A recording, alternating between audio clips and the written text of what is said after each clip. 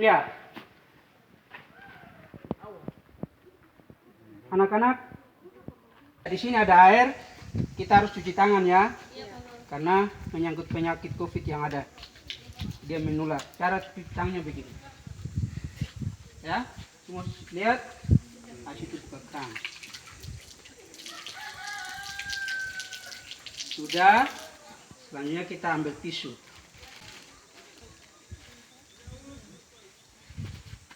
Tangan bersih.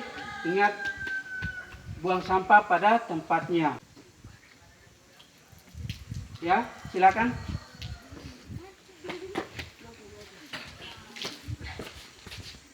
Tempatnya. Ya, ini sampahnya sini. Ya.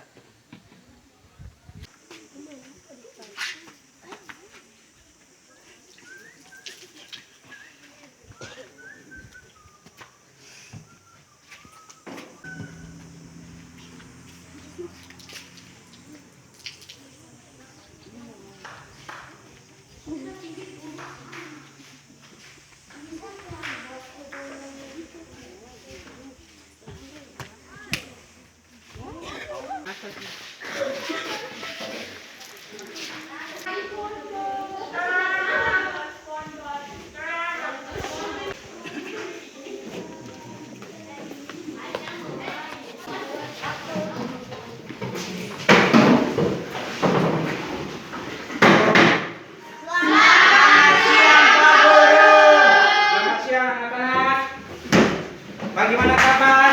Baik. Oke. Anak-anak, Pak Guru, mahasiswa dari IAKN Ambon, Institut Agama Kristen Negeri Ambon, diberikan kepercayaan untuk praktek mengajar di SMP Negeri Rambo. Iya. Hari ini tanggal 7 Desember 2020. Sampaikan terima kasih banyak kepada Bapak Kepala Sekolah SMP Negeri Rambo, Bapak Suprianto SPD, selaku Kepala Sekolah yang memberikan waktu ruang bagi saya untuk bersama-sama dengan anak-anakku di SMP Negeri Rambo. Dan bahkan Bapak Ibu Guru yang selalu setia bersama-sama memberikan pendampingan dalam menyelesaikan tugas PPL saya. Kurang lebih hampir 6 bulan saya ada di sini. Dan bahkan saya anak-anak yang cantik-cantik, yang ganteng-ganteng, dan selalu rajin sekolah, dan punya harapan ke depannya untuk menjadi anak-anak yang hebat.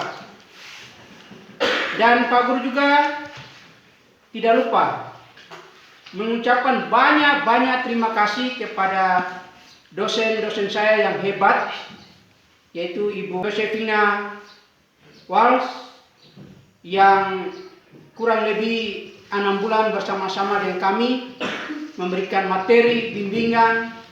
Oleh karena itu, jikalau dalam kegiatan itu ada hal-hal yang kami ungkapkan yang tidak baik, yang tidak berkenan di hati Ibu, kami mohon maaf.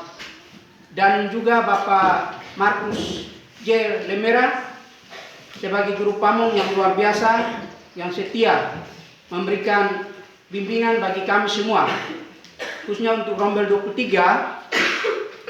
Kami bersyukur dan banyak terima kasih. Lewat guru pamong kami diberikan didikan yang baik untuk mengisi semua hal-hal baik bagi kami. Oleh karena itu, saya sebagai mahasiswa berterima kasih banyak.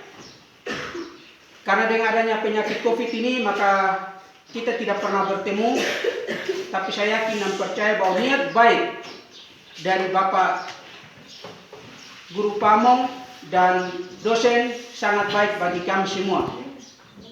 Oleh sebab itu, saya hanya bisa berdoa, kiranya Tuhan yang punya sumber kehidupan ini dan punya berkat ini selalu menganugerahkan kesehatan yang terbaik buat Ibu dosen dan Bapak dosen, bahkan semua keluarga yang ada di sekitarnya.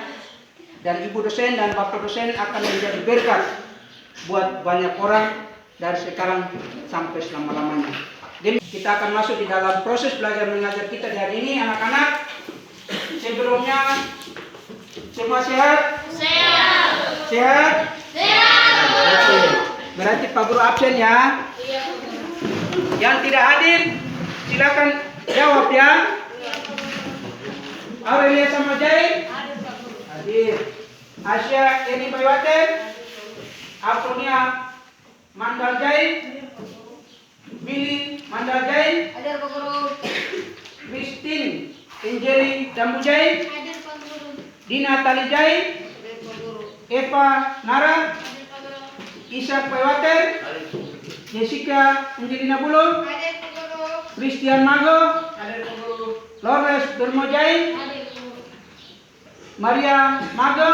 Hadir Pak Guru.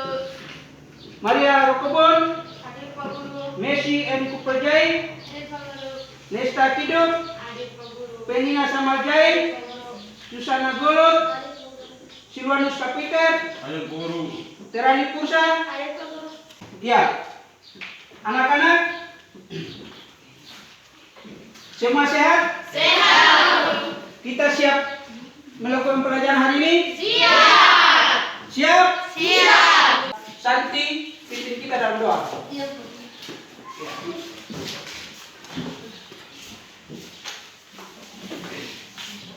Ya, sikap doa yang benar.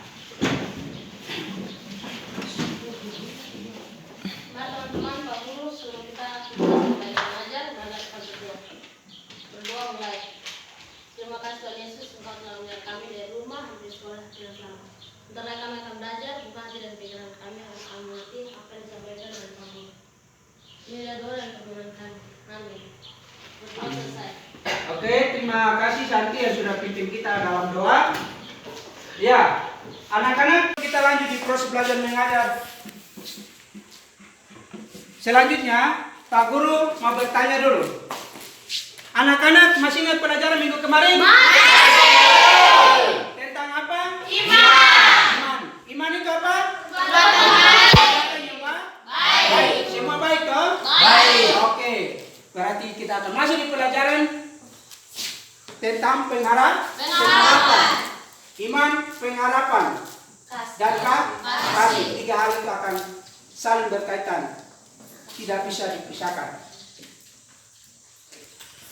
Membaca, Pak Guru akan baca ulang. Tujuan pembelajaran adalah menjelaskan arti pengharapan, menjelaskan makna hidup berpengharapan, menunjukkan contoh-contoh penerapan sikap hidup berpengharapan, menceritakan hidup berpengharapan dari Alkitab.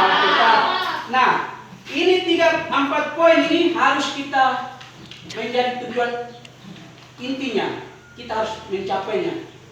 Bisa paham anak-anak? Bisa. Nah, di dalam 4 item ini atau tujuan ini ada syaratnya juga. Pak Guru kita yaitu mulai dari kompetensi dasar. Mewujudkan iman dalam hidup berpengharapan. Materi pokok ya Pak Guru minta Titin baca. Hidup berpengharapan. Ya, tujuan pembelajaran saya itu sikap. Ya, bisa paham sikap? Bisa. Ya, keterampilan dan pengetahuan. Itu 3 hal itu yang harus kita pahami. Nanti itu akan menjadi dasar untuk Pak Guru menilai. Nah, anak-anakku, itulah yang dapat Pak Guru sampaikan. Sekarang kita sudah ada dalam K13 dan kita sudah bentuk kelompok. Pak Guru akan membagi kelompok. Kelompok 1, kelompok 2, kelompok 3, dan kelompok 4. Silwanus jadi kelompok 4. Ya, anak-anak, di sini Pak Guru akan membagi dalam 4 kelompok, dan di dalam kelompok ini ada LKPD yang ada. Semua sudah pegang toh? Sudah. Nah, di situ ada 5 pertanyaan yang anak-anak harus kerjakan. Oleh karena itu, tolong dikerja dengan baik-baik ya. Nah, untuk menyelesaikan semua soal-soal yang ada di LKPD ini, Pak Guru sudah bagi diktat toh? Sudah. Nah, anak-anak silakan buka dari halaman 15 85 sampai 92. Itu adalah referensinya ada di situ untuk menjawab LKPD yang ada. Bisa paham? Bisa. Bisa ke tidak? Bisa. Oke. Nah, di dalam LKPD yang ada anak-anak, ada referensi Alkitab yang anak-anak harus pahami dia. Nanti ketika kalian mau menjawab soal-soal yang ada, 5 soal yang ada juga yang Pak Guru sudah tulis di papan ini, Roma pasal 5 ayat 2 sampai dengan 5. Terus 2 Korintus pasal 1 ayat 7. Lukas pasal 2 ayat 13 sampai 21. Dan sampai kalian ingat baca Lukas lagi. Ya, tolong ya. Anak-anak, silakan kalian berdiskusi. Pak Guru memberikan waktu untuk kalian 15 menit. Silakan kerja.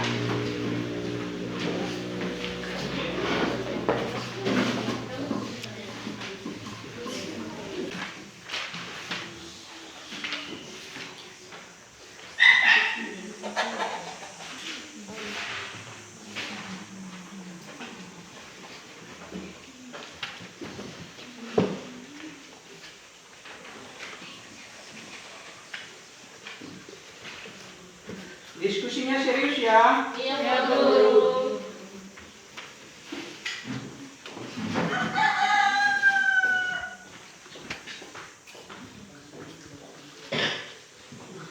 Ya. Untuk menjawab soal-soal yang ada itu. Alkitab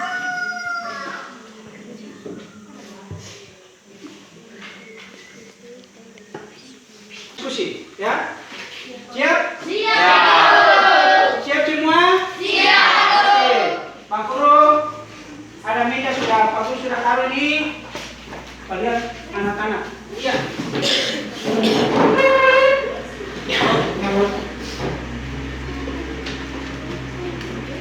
Kita mulai dulu dari kelompok berapa? 1. Ya. Kita tepuk tangan untuk kelompok 1.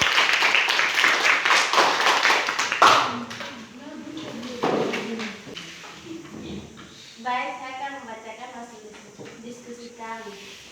Dapat dari kelompok 1. Ada 3 hal yang dapat menggerakkan kehidupan manusia, yaitu iman, pengharapan, dan kasih. Dan arti pengharapan itu sendiri adalah kunci keberhasilan. Jadi harapan adalah mekanisme yang menjaga agar manusia dengan gigih mempertahankan hidup dan merencanakan hidup yang akan datang. Demikian hasil diskusi kami. Saya memberikan kesempatan dari teman-teman untuk kita. Pak Guru minta tolong dibaca ulang. Ada 3 hal yang dapat menggerakkan kehidupan manusia, yaitu iman, pengharapan, dan kasih. Dan arti pengharapan itu sendiri adalah kunci keberhasilan. Jadi harapan adalah mekanisme yang menjaga agar manusia dengan gigih mempertahankan hidup dan merencanakan hidup yang akan datang. Demikian hasil diskusi kami. Saya memberikan kesempatan dari teman-teman untuk ditanggapi atau bertanya. Iya, teman-teman itu mereka punya jawaban. Ada yang mau bertanya? Saya Pak Guru. Kelompok berapa? 3. Kelompok 3 silakan. Pertanyaan buat kelompok 1. Sebutkan 3 contoh harapan. Iya, mereka minta tidak tepuk tangan untuk kelompok 3. Ya, mereka minta dari kelompok 1 untuk menjelaskan 3 harapan yang baik. Silakan. Baik, terima kasih. Harapan kami kelompok 1 ada beberapa, yaitu dapat sekolah dengan baik, dapat belajar dengan rajin, dapat lulus dengan nilai yang baik. Iya. Masih ada? Ada. Dari kelompok berapa? 2, silakan. Kelompok 2. Pertanyaan ke kelompok 1. Apa arti kata mekanisme? Baik, terima kasih. Saya akan mencoba menjawab. Arti kata mekanisme adalah sebuah aturan yang dibuat untuk dijalankan. Mekanisme adalah suatu aturan yang dibuat dan dijalankan. Mekanisme. Semua puas? Puas. Ya, kita tepuk tangan dulu. Ya, kita kelompok 1 kembali ke tempat. Ya, kita berikan untuk kelompok 2. Baik, terima kasih atas waktu yang disempatkan untuk kelompok 2. Jika contoh dan pengharapan adalah 1. 3 tahun bukanlah waktu yang singkat saya berada di bangku SMP. Tetapi setiap hari saya berusaha untuk selalu hadir di sekolah, meskipun terkadang saya merasa lelah karena jarak ke sekolah 5 km dan saya harus melaluinya dengan jalan kaki. Semua ini saya lakukan dengan harapan saya dapat bersekolah dan menyelesaikan sekolah dengan baik. 2 dari cerita di atas, bentuk pengharapan saya adalah rajin, karena menurut saya dengan selalu rajin bukan saja bersekolah melainkan rajin melakukan apa saja, pasti saya akan menikmati harapan yang indah itu. Demikian hasil diskusi kami. Saya memberikan kesempatan dari teman-teman untuk menanggapi atau bertanya. Oke, tepuk tangan anak-anak. Luar biasa anak-anakku. Jangan dimaki loh, ya. Tapi dia punya harapan bahwa dia harus berhak. Mana yang mau bertanya silakan. Saya belum. Kelompok 3. Kelompok 3 lagi. Tepuk tangan dulu. Kelompok 3 banyak pertanyaan. Ya, silakan. Kelompok 3. Apakah semua anggota kelompok 2 mempunyai harapan yang sama? Baik, jawaban dari Yang luar biasa nih. Ayo, silakan. Baik, jawaban dari kelompok 2. Baik, terima kasih atas pertanyaannya. Untuk saat ini kami kelompok 2 mempunyai harapan yang sama, karena bagi kami belajar dan sekolah dengan rajin adalah kunci keberhasilan kami. Terima kasih. Iya, belajar itu adalah kunci keberhasilan mereka. Berarti kita semua. Ya, kita tepuk tangan.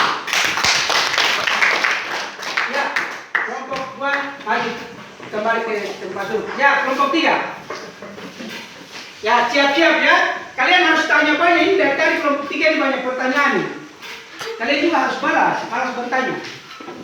Supaya seru.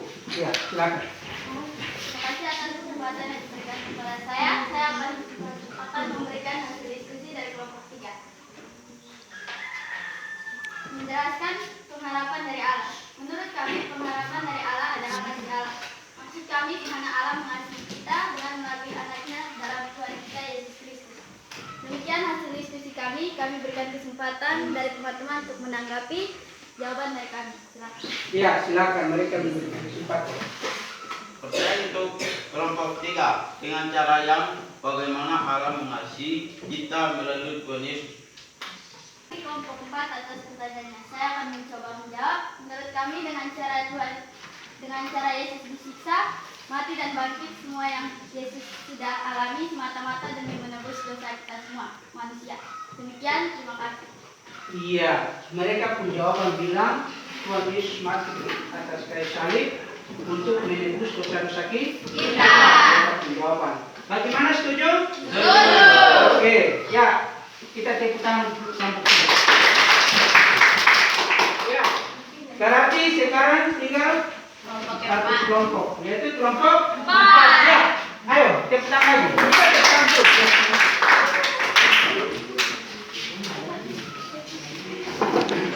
Ya, ingat pakai masker ya.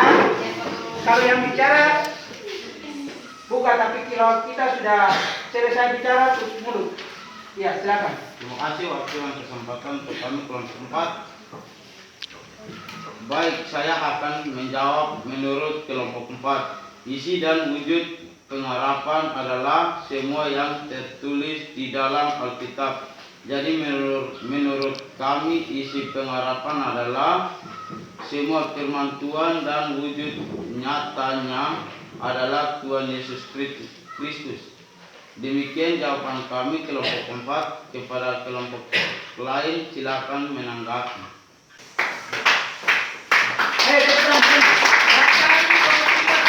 Bertanya, ya silakan. Pertanyaan dari kelompok 4 dari kelompok 3. Sebutkan satu ayat dari Alkitab tentang hidup pengharapan.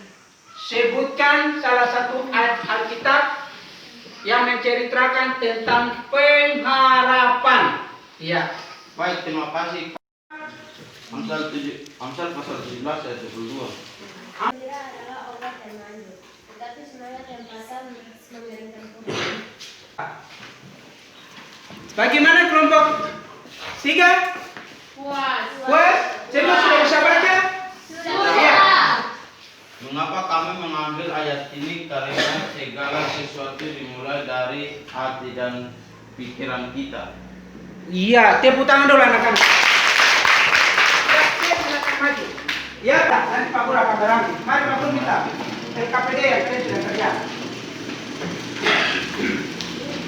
Ya, mari. Coba tolong ke sana. Ini yang harus diterima itu dan Korintus pasal 1 ayat 7 itu menceritakan tentang menurut Paulus, Rasul Paulus, orang yang tidak percaya kepada Tuhan itu orang yang tidak punya pengharapan. Pak Guru bilang sekali lagi, orang yang tidak percaya kepada Tuhan adalah orang yang tidak punya pengharapan. Nah, untuk meraih suatu pengharapan itu anak-anak, kita membutuhkan perjuangan. Nah, perjuangan itu akan kita lakukan setiap hari.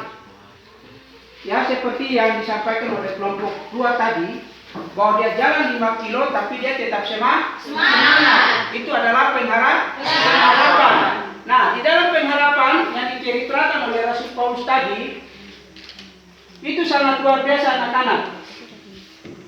Di dalam kehidupan kita, banyak orang yang menyatakan bahwa tanpa pengharapan berarti tidak ada keberhasilan. Nah, kita tanamkan pengharapan itu dalam hati kita masing-masing supaya pengharapan itu akan berbuah penghasilan yang baik. Ya, anak-anak terus itu tentang pengharapan. Pak Guru akan menjelaskan bentuk pengharapan. Ya, bentuk pengharapan itu ada di dalam kitab Lukas pasal 12 ayat 13 sampai 21. Ya, anak-anakku, bentuk pengharapan.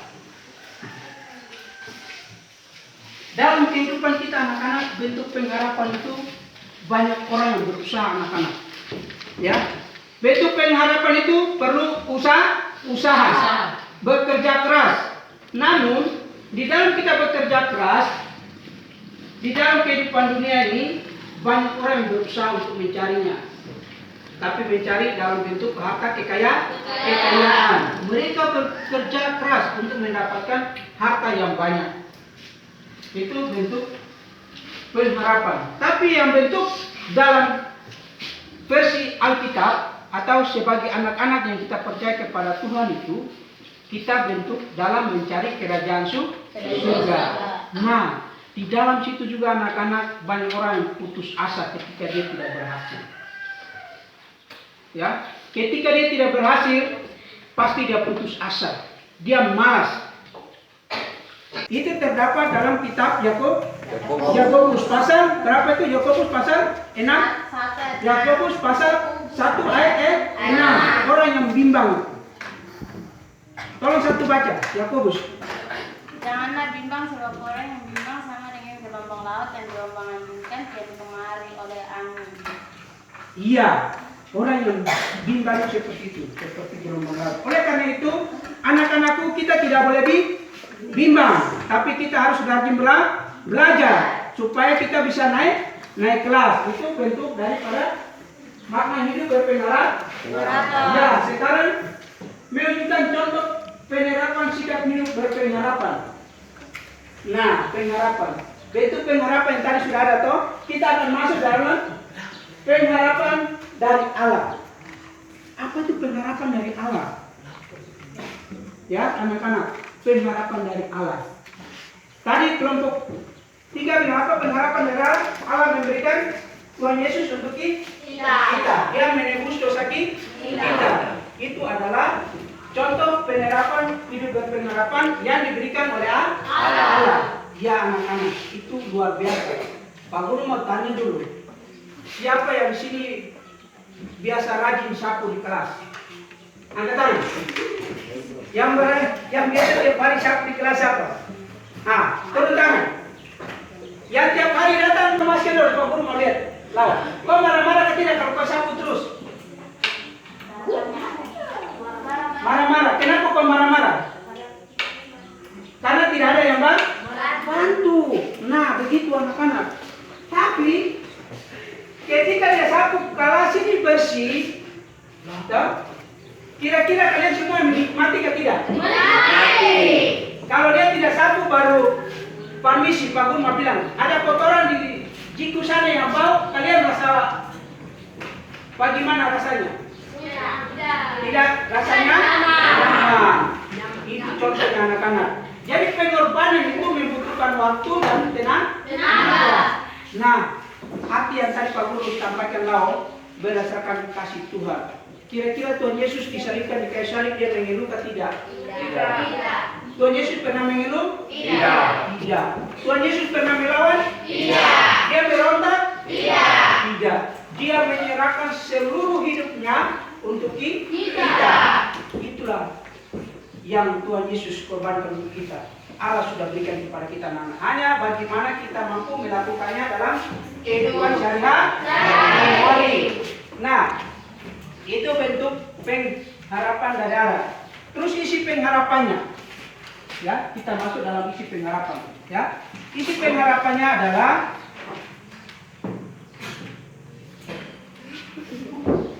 iya, baca Roma pasal 24 ayat 25. Roma pasal 8 ayat 25. 24 sampai 25. Silakan. Roma pasal 8 ayat 24 sampai 25. Iya, silakan. Sebab kita diselamatkan dalam pengharapan, tetapi pengharapan yang dilihat bukan pengharapan lagi. Sebab bagaimana orang mengasihi pengharapan apa yang dia lihatnya. Tetapi jika kita mengharapkan apa yang tidak kita lihat, kita menantikannya dengan betul. Nah, anak-anak, kalau kalian sudah lihat sesuatu, bagaimana? Senang atau tidak? Senang. Kalian semua senang? Senang kah? Senang kah kalau kalian sudah lihat sesuatu? Senang. Di sini siapa punya adik? Pak Guru tanya adik. Turun tangan. Ketika adik lahir kalian senang atau tidak? Senang. Kalian pulang dari mana-mana pasti cium dia toh? Iya. Senang atau tidak? Senang. Nah, Pak Guru mau tanya. Ketika sekarang dibesarin kalian buat dia bagaimana? Kalian cubit-cubit ini? Iya. Kalau kalian suruh sesuatu pasti kalian marah-marah? Nah, itu kalian punya kelakuan. Jadi kalian sudah melihat sesuatu toh? Nah, waktu kalian menantikan adik itu kalian ulus-ulus dia, sayang-sayang dia. Tapi ketika dia besar kalian sudah mulai cubit-cubit, marah-marah dia. Itulah kelakuan-kelakuan kita. Ya. Pengharapan yang kita sudah lihat akan menjadi bosan. Tapi pengharapan yang kita nantikan itu adalah janji keselamatan, yaitu Yerusalem yang baru. Apa yang kita mau? Kalian mau masuk surga? Mau. Siap semua masuk surga? Siap. Mau kebaikan apa yang harus kita buat? Baik. Apalagi? Dengan orang tua. Dengan orang tua apalagi? Jangan maki-maki. Apalagi? Bantu Teman. Isa apa Isa? Membantu teman. Bantu teman. Ya, kita tepuk tangan. Nah, itu adalah bagian daripada penantian. Berarti kalau kita mau berhasil, harus punya pengharapan bahwa Tuhan akan memberikan keselamatan buat kita semua. Anak-anakku, itu adalah isi pengharapan. Sekarang kita akan ada pada wujud pengharapan itu.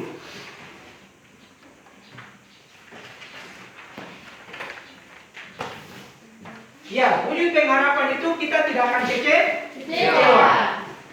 Anak-anak saya minta, Silanus baca. Baca Yeremia pasal 9 ayat 11. Yeremia, kitab Yeremia perjanjian lama, Yeremia pasal 9 ayat 11.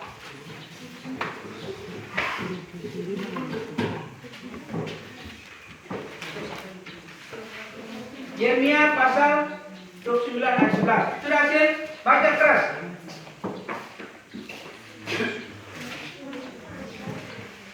Yeremia. Sebab aku ini mengetahui rancangan apa yang ada padaku mengenai kamu. Demikianlah firman Tuhan, yaitu rancangan damai sejahtera dan bukan rancangan kecelakaan untuk memberikan kepadamu dari depan yang penuh harapan. Iya, anak-anak, dengar baik-baik ya, Pak Guru baca ulang ya. Yeremia pasal 29 ayat 11.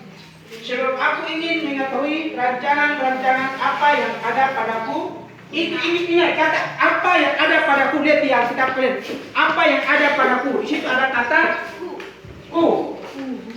Apa yang ada padaku itu kata K besar itu ku. Itu menandakan bahwa itu adalah Tuhan Yesus Allah itu sendiri. Nah, ya, anak-anak, Pak Guru akan mengakhiri pelajaran hari ini, tapi Pak Guru akan menyampaikan suatu kisah. Dan kisah itu anak-anak, Pak Guru dapat dari grupnya teman-teman. Dan ketika Pak Guru baca, sangat luar biasa inspirasinya. Ada seorang bapak yang dia pekerjaannya adalah pembuat tahu tempe. Nah, dia buat tahu tempe itu di tengah sawah.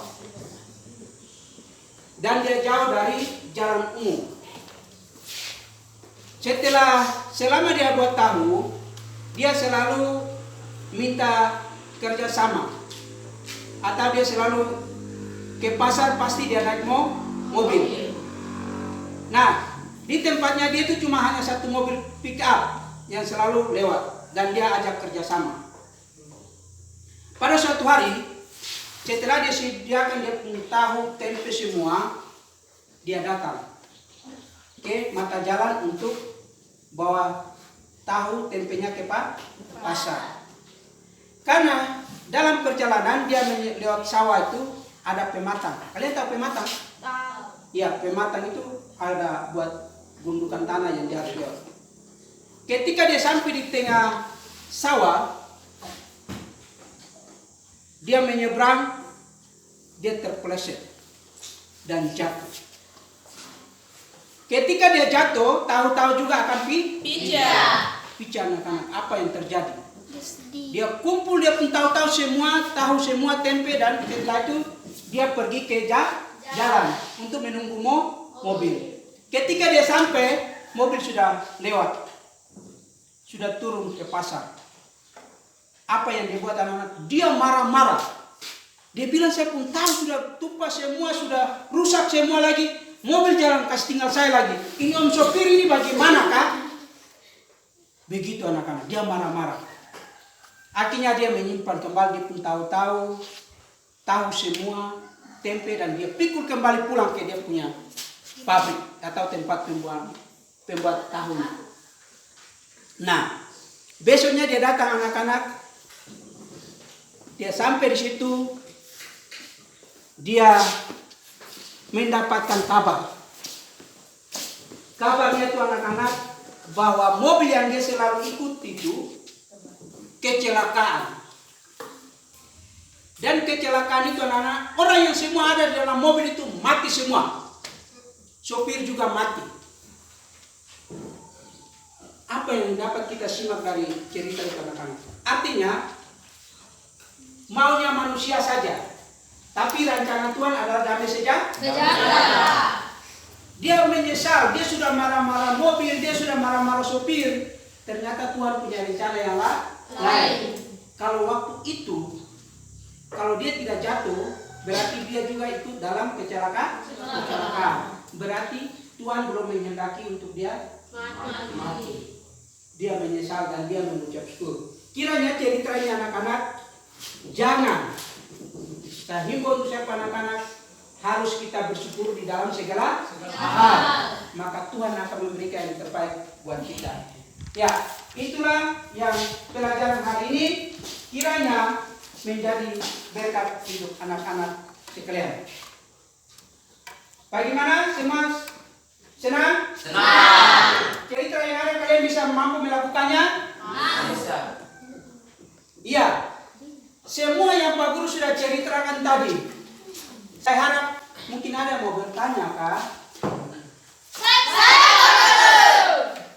Pak Guru mau bertanya apa yang mau bertanya? Saya mau bertanya, apa cerita itu merupakan suatu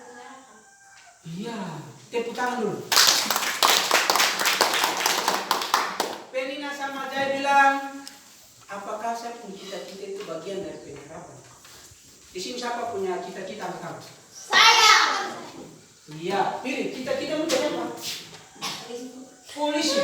Aduh, kecil-kecil begini jadi polisi. Iya, tidak apa-apa. Itu dia punya cita-cita. Nah, berarti Billy, kalau kau mau jadi polisi berarti kau harus apa? Belajar. Jadi Belina, cita-cita itu bagian dari pengharapan. Jadi harapan masa depanmu adalah cita-cita. Kau sekolah SD berapa tahun? 6 tahun. SMP? 3 tahun. SMA? Baru kuliah. Itu membutuhkan waktu yang panjang. Itu adalah pengharapan. Akhirnya pengharapannya dia menjadi polisi. Penina bertanya, kau mau jadi apa? Ibu guru, tepuk tangan lagi dulu. Ya, dia akan ganti Pak Guru. Dia akan menjadi guru ya. Jadi mau menjadi guru membutuhkan pengharapan yang panjang, waktu yang panjang. Tapi harus belajar, berdoa, selalu dekat dengan Tuhan. Bisa? Oke, ya anak-anak itu ya. Ini pertanyaan itu luar biasa. Siapa lagi mau? Ya, hari ini Pak Guru bahagia sekali. Kalian bisa menjawab teman punya pertanyaan tadi. Luar biasa. Kita tepuk tangan. Baik, tapi Pak Guru juga masih ingin kasih kalian tugas. Tugas, tulis, ambil buku semua. Mencari tokoh-tokoh Alkitab yang hidup dalam pengharapan. Itu tugasnya kalian ya. Tolong minggu depan kumpul ya. Ya Pak Guru. Oke. Sekarang semua menyimpan buku-buku baik. Kita mau berdoa. Ya, sikap doa yang baik anak-anak mari. Semua siap? Iya. Ya, mari kita berdoa. Tuhan Yesus, kami bersyukur karena di siang hari ini telah kami belajar dengan baik berbicara tentang pengharapan. Berkati anak-anakku supaya harapan-harapan dan cita-cita mereka dikabulkan, bukan kemauan mereka tapi rancangan Tuhan yang telah dianugerahkan kepada mereka.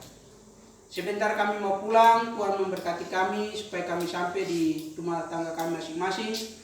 Perjalanan yang begitu jauh, ada yang jalan sampai 5 kilo, 2 kilo, dan bahkan kendaraan tidak ada.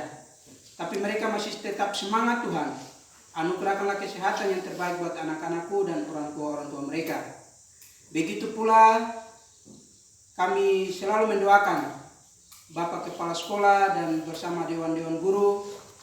Tuhan memberkati mereka dengan kesehatan agar mereka memberikan tugas dan pelayanan ini terbaik buat kami anak-anak sekolah. Dan kami akan meraih cita-cita kami lewat didikan dan tuntunan dari Bapak Ibu Guru.